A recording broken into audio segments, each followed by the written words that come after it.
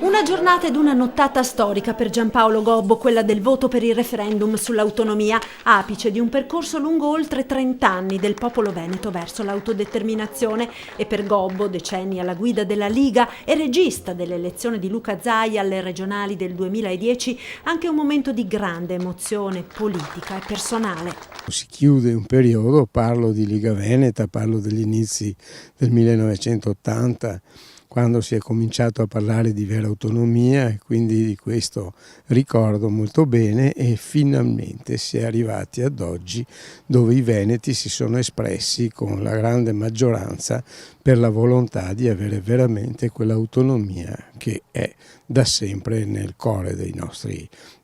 cittadini, dei nostri veneti. Esulta Giancarlo Gentilini che, nonostante i rapporti piuttosto tesi dell'ultimo periodo con i vertici provinciali del Carroccio trevigiano, si è adoperato per spingere alle urne quello che chiama il suo popolo. Non voglio che ci sia la secessione,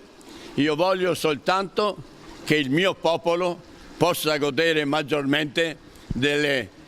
risorse che noi produciamo. Questo è il grande messaggio e credo che il governo debba prendere atto, perché è stata una grande spallata nei confronti del governo centrale.